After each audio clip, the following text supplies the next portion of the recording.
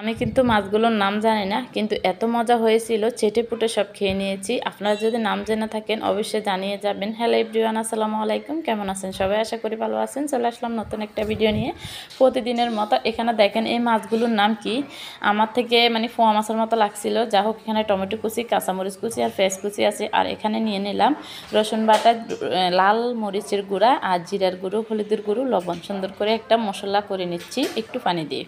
যা হোক, এখানে আমি একটা চামিচ নিয়ে নিয়েছি, হাতের সাহায্য করলাম না কারণ হাত জ্বলবে, সেজন্য একটা চামিচ দিয়ে সুন্দর করে গুলিয়ে নিচ্ছি। চলে আসলাম মূল রান্নাতে। এখানে একটা কড়াই বসিয়ে দিলাম, কড়াই বসিয়ে দিয়ে আমি তেল গরম করতে দিয়ে দিলাম। তেল গরম হয়ে গেছে, তারপর আমি পেঁয়াজ কুচি, কাঁচামরিচ কুচি দিয়ে দিলাম। তারপরে এখানে টমেটো দিয়ে দিয়েছি, সুন্দর করে একটু নেড়ে ছেড়ে মিশিয়ে নিচ্ছি, একটু নরম হওয়ার পর্যন্ত অপেক্ষা করলাম। তারপরে এখানে মশলাগুলো দিয়ে দিচ্ছি, যে মশলাগুলো আমি করে রেখেছি, পানি দিয়ে গুলিয়ে রেখেছি। তো মশলাগুলো করার কারণ হচ্ছে একটা বাটা মশলা গ্রান আসবে। তো এই তো দেখেন সুন্দর করে মশলাটা কষানো হয়ে গেছে। তারপর আমি দিয়ে দিলাম মাছগুলো। মশলার সাথে মাছগুলো সুন্দর করে মিশিয়ে নেব, একটু আস্তে আস্তে করে, যাতে ভেঙে না যায়। যেহেতু মাছগুলো গোটা গোটা দিয়েছি, নরম হবে। তো সুন্দর করে আস্তে আস্তে করে মিশিয়ে নিয়েছি আমি। মিশিয়ে নেওয়ার পরে ঢাকনা দিয়ে ডেকে আমি কিছুক্ষণ রান্না করে নেব। এখানে কোনো বাড়তি পানি দিইনি, মাছ থেকে অনেক পানি বেরিয়ে আসবে, আপনারা দেখতেই পাবেন।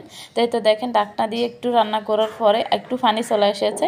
তো আমি আবার একটু মিশিয়ে আবার ঢাকনা দিয়ে ডেকে দেব।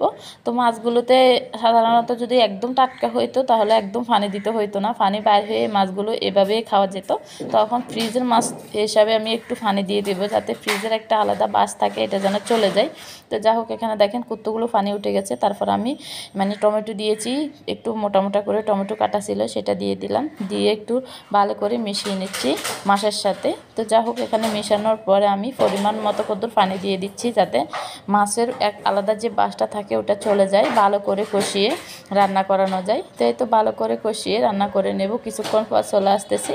তো আমার ভিডিওটি যদি ভালো লেগে থাকে লাইক কমেন্ট শেয়ার করে দিবেন। আপনাদের কাছে অনুরোধ থাকবে আজকের ভিডিওটি এ পর্যন্ত। রান্নাটা